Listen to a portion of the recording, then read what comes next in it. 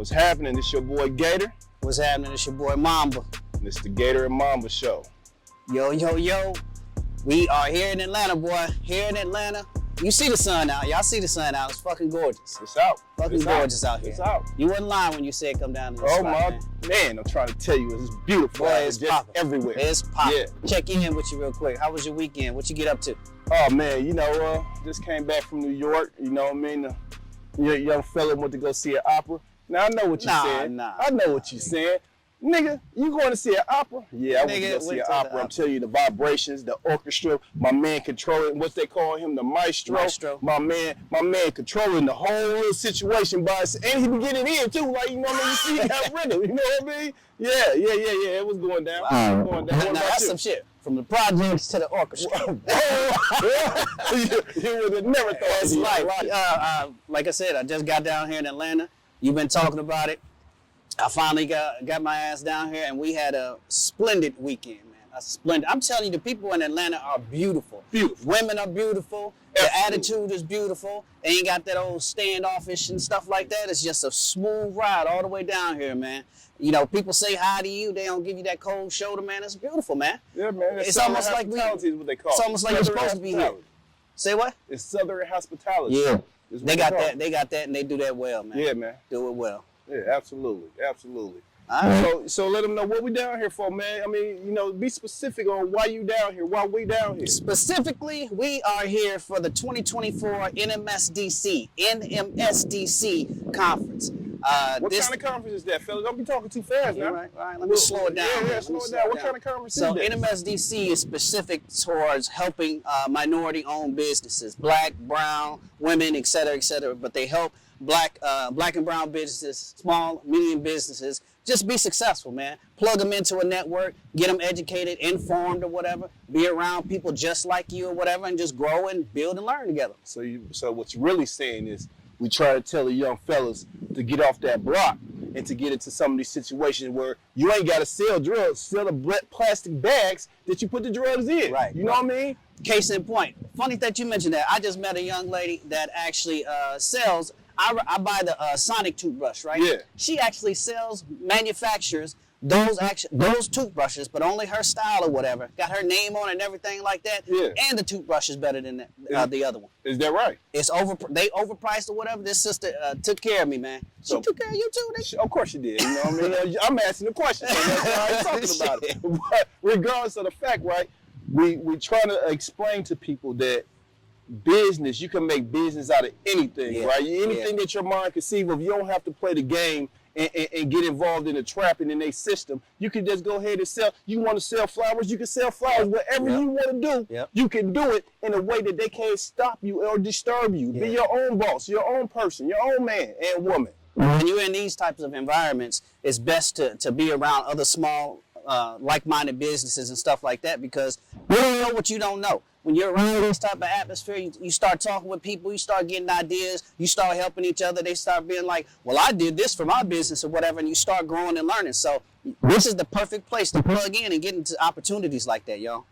So you could stand in, you could be from Chicago, and you could meet somebody from Ohio, and you could immediately have your business now in Chicago and Ohio just because you met somebody who's gonna buy product from you. Yep. Yeah.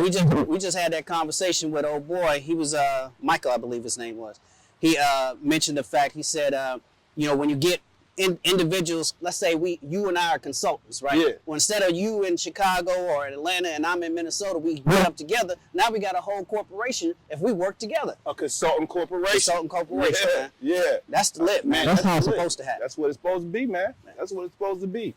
Well, you know, without any ado, we're going to get into some of the interviews of some of these black business owners, minority business owners who's doing something. This is what we want to do. We don't want to showcase ourselves today. We want to showcase people who doing business and what it looks like to change your mentality from streets to business. Yeah, we want to shine a light. We got to shine a light on our people, man. Give them opportunities so all of us can kind of see what's popping, what's going on. Just visibility, man. We got to share and work with each other any damn way. So that's what we're about anyway. Well, then let's start from home. You know what I mean? I know y'all can't see them, right? But we gonna give a shout out to Startup Hustle, right? This is a black production situation. You know what I mean? All black, and they the one who filming for us, and they the one who doing the production for us. You know what I mean? This is a black enterprise, right, in itself. Shout out, Ricky. Yes, sir. So we're gonna keep it popping. Check out these interviews, man, and stay tuned. Subscribe, like, all that joint.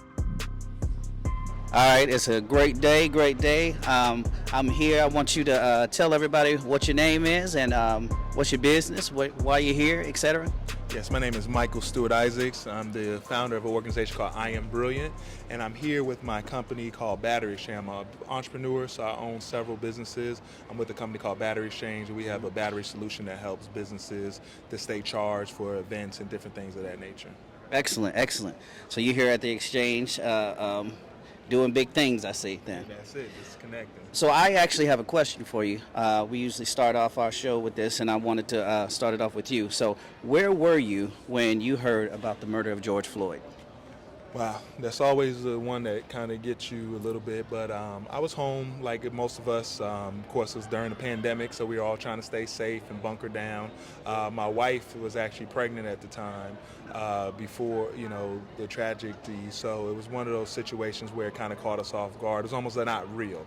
And so, I was with the family, just kind of keeping my family safe after the pandemic started, and then, from there to see that news just kind of really broke all of our hearts all at the same time, And so, all right. Okay, brother, I got another question for you. Yes, sir. How did that affect your business? Gotcha. In regards to my business, I think what it did was it opened up people's eyes. One, again, I'm an entrepreneur who's been in business for over 26 years. I started as a youth in business and then kind of grew. When the tragedy happened with George Floyd, it opened up a lot of our eyes to the social injustices. Part of the work I do with I Am Brilliant is we work in regards to, helping our people see themselves as brilliant. Yes. Already being the thing with their gifts and talents, being the thing to help be a leader in their community. So I was already doing the work in community, but then when we found out what happened with George Floyd, what happened was you saw a floodgate of corporations who started to understand how severe the problem was in communities, and they made a lot of promises. But I'll leave it at that right now. Real talk. Those promises that we still waiting on for the most part. We still waiting. So what does closing the equity gap look like to you? I would say closing the equity gap looks like people being able to not have to be marginalized. So a lot of the work I do is centered around policy making and understanding the root causes of a lot of our issues. So you'll come to find out that a lot of situations that we're kind of in by design. The powers that be have actually outlined the system to work the way it's working. So it's actually working for those who want it to work the way it's supposed to. But for us who are being, constantly marginalized and facing injustice, we're finding ways to overcome those issues and really push to find new ways to really connect. And part of what we have to do is realize that even on the federal level, that there are certain minimum requirements that they're supposed to give to black businesses, as well as other minority businesses and women-based businesses. But what happens most of the time is they put you through a lot of hoops, a lot of paperwork, and a lot of things that slow down the process. So even when you're trying to do work in the community, in the streets, or whether you're trying to do things in corporate America or just with government institutions, they kind of locked the game and rigged it against us by the percentages. And so they say that they're being fair, but what they actually do is put you through a whole different type of caste system that is not fair or equitable. And we're hoping to change all that by making more people aware of what's really happening and how they can use their powers to help change policy. Absolutely. I got one more question. It's like a slow no, basically. My last question is, what is your overall take from NMSDC? I believe that this organization's goal is to connect minority businesses, women-owned businesses to opportunities. I think what needs to happen is there has to be more of a concentrated effort in regards to making sure that people are beyond just intentional, but they're actually making sure without a shadow of doubt that there's economics that are flowing through the hands of people who are qualified to build. Now, what will happen is, and I've learned in this, is that there may be overlaps, but there's always a necessity for everyone's business, because a lot of people's businesses in our communities are based on our gifts and talents. Yes. And so this organization is just now learning how to truly start to learn how we can build and grow. And as long as we continue to work together and we bring our skills, so say if you're a consultant and you can meet about 10 consultants in here, someone needs to tell them, the 11th person needs to say, how do we all start a consulting firm? We're all now partners. That's and what now I'm we talking have these about. firms, like you see lawyers and other people building. And if we start to look to consolidate, does not mean all of us have to work together. We just need some of us working together in different spaces and markets, and a lot of great things can happen. And this organization is setting the stage for that, and we want to continue to push them to know what's possible and continue to do the right things. Absolutely. That's that right there. Absolutely. Right there. That's.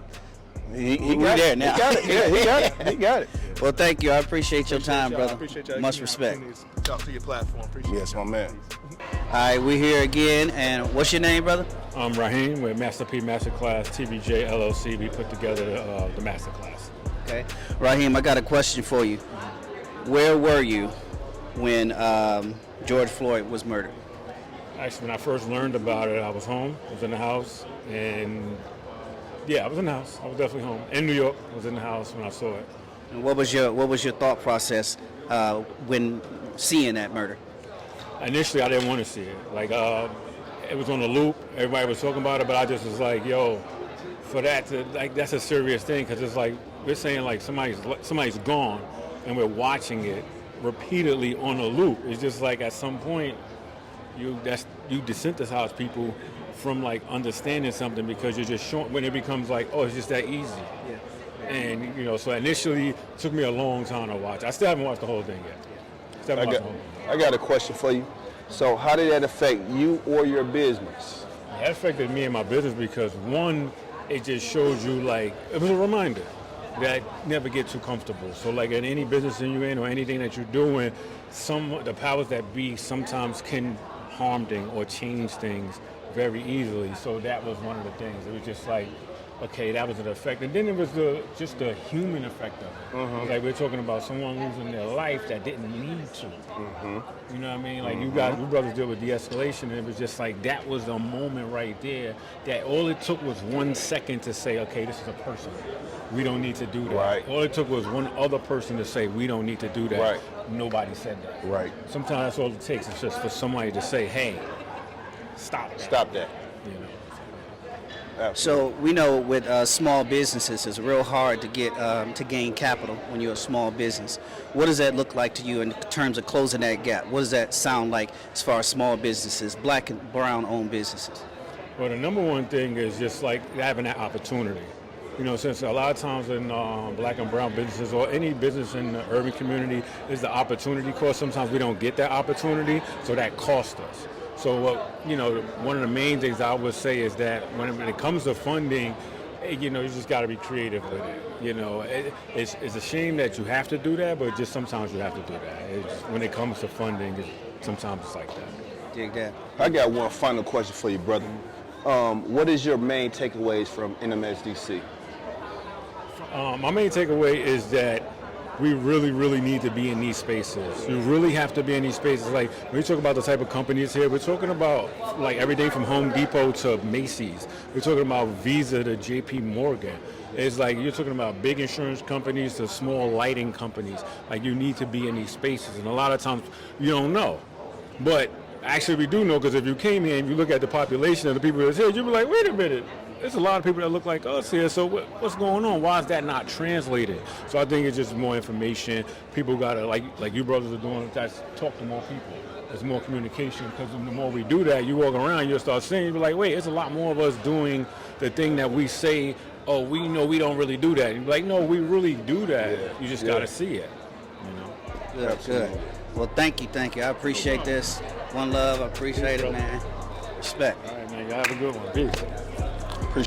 All right, so we're here with Lisa Marsh of Miss P's Gluten Free. and the food is good. I'm telling you, it's good. I have a question for you. Yes, sir. So, where were you 2020 when George Floyd was murdered? Oh, let me see. I was probably close to a vendor event or doing something with Miss Pease, but it shocked me. And I'll tell you why it shocked me. I come from federal law enforcement. I did 27 years in the federal prison. Oh. Yes, I oversaw the education department, so I know how to handle people. And that's not how you do it. So, coming from the Blue Foundation and dealing with being a black woman, you always kind of feel in the middle. Mm-hmm. But right is right and wrong is wrong. Simple as that. I got another question for you. Yes, sir. How did that affect your business or you personally? I think for a while, the George Floyd murder, and that's what I'm going to call it, affected a lot of minority businesses because you had all of these large corporations coming out and saying, yes, we believe in diversity and inclusion and equity and pledging all these different dollars that never really happened. Right. That never really happened. So. Tell it. Yes. Yes. So a question I have is, with small businesses or just businesses in general, specifically black and brown, it's really, really hard to gain capital, get capital and get going. What is your suggestion for kind of closing that gap? My suggestion for closing that gap is to keep moving forward. When one door closes, you go through the window. So for me, when I started Miss P's gluten-free, we had no money. We had no retail experience. Remember, I came from the Federal Bureau of Prisons. Yeah. I didn't touch social media until I retired in 2018. Okay. And I had no knowledge about retail. Over the years, I've had to learn all this. I had to learn where to get capital. And for us, we've been blessed. We got a grant from the Bay Good Foundation, Beyonce Knowles Foundation. Nice. We got a UPS grant. We got a BMO Winning Women grant. That's right. So that's right. Money is out there. Don't let it be your deterrent. For us, if we had let our money issues stop us, we'd have quit a long time ago. Long time ago. You just put one foot in front of the other and you find those dollars and you keep it moving. That's right. I got one final question for you. What is your overall take from NMSDC conference? From NMSDC conference, and we got here Saturday night, and I was supposed to attend an event with TCGI, Technology Concepts, downstairs with the wonderful Miss Avis. She had already put us out there, had already told people about our products, had already told people to expect us. That's right. So we were prepared for that. I got here yesterday morning, went to a breakfast, found out about the various programs that NMSDC is providing for minority and female-owned businesses. So my eyes have been opened. I see the possibilities, and I'm on board. Let's do this. That's right. Let's do this. That's right. Let's do this. That's right. Well, thank you so much. This has been energetic. I love the information. Appreciate you. Thank you. Thank you guys for coming by, and thank you for purchasing Miss P's gluten-free. That's right. Check it out, y'all. Check it out. Yours. Check it out. I'm here with, what's your name? Antoinette Turner. And Antoinette, can you tell me about your business? Yes, I'm Antoinette Turner, the founder of Imani Smile Collection, your first black woman-owned oral care line. And I bought a beautiful toothbrush. I can't wait to use it. Yeah, I bought the whole package, the mouthwash, everything. So you want to one-up me? Is that what it is? I'm trying to tell them to get Sound like you everything just when they wanted to buy one from up. her, man. They need to buy everything, not just Okay. one thing. All right. So I have a question for you. Where were you when George Floyd was murdered? Actually, I was at home during COVID, and during the murder of George Floyd, I decided to start working on my business for his Imani Smile Collection. It was motivation that I had to get find my place in the world so that I can get a voice in the world, so that I can fight for our little boys, little girls, and our community. I got a question for you. How did that affect you or your business? It affected me in such a way that because I'm very, I don't know, I'm nervous. Y'all can edit this out, huh? Don't worry, love. Far as affecting me, it affected me because I have little boys that are black. I know I'm involved in the black community, and it affected me because he looks like my son, you know. So I have a son that's 22 years old, and I wouldn't dare want him to be standing around with a muscle shirt on and someone takes advantage of him and the things that I'm nervous. And I just don't want anyone to take advantage of the fact that my son has the muscle shirt on, that, you know, making him out to be a heathen or a statistic or anything like that. So it affected me in such a way, it made me very nervous. And I wanted to protect my son a lot more, you know. So that was So we're here at the NMSDC conference, and you know, small businesses, it's real hard to get money to start business. So what do you suggest for people out there, even yourself, in terms of thinking, closing that gap for equity to build a business? Okay, so you definitely want to get included in the diversity community. You want to start partnering with people that that's going where you're going, and also start to invest in yourself first. So you have to spend money to make money. So once you start to invest in yourself, you'll notice that others will begin to invest in you as well. So that's the key. Just make sure that you start wherever you are and invest in yourself. If it's $5 or $10, start the process. Okay, I got one final question for you. What is your overall take from the NMSDC conference? My overall take is inclusion, diversity, coming together as one, and also putting our community also in the spotlight and letting them know that we have dreams, we have visions, and we have something to contribute and offer to the world as well. Absolutely. Well, thank you so much. I'm going to enjoy your toothbrush. And I'm going to keep buying the replacements for it too, so I appreciate you. You have 3, so it'll last you for the next 9 months. And after 9 months, you know, give me a call again. But the toothpaste, you're going to have to re-up on, okay? Okay, got it. All right, thank you, love. All right, thank y'all. All right, man. Well, that was dope. That was beautiful. But like always, it's always getting with you and everything, talking, shooting the shit, and building up these black businesses. So These black people. Like, subscribe, Gator and Mamba. Holla. Deuces.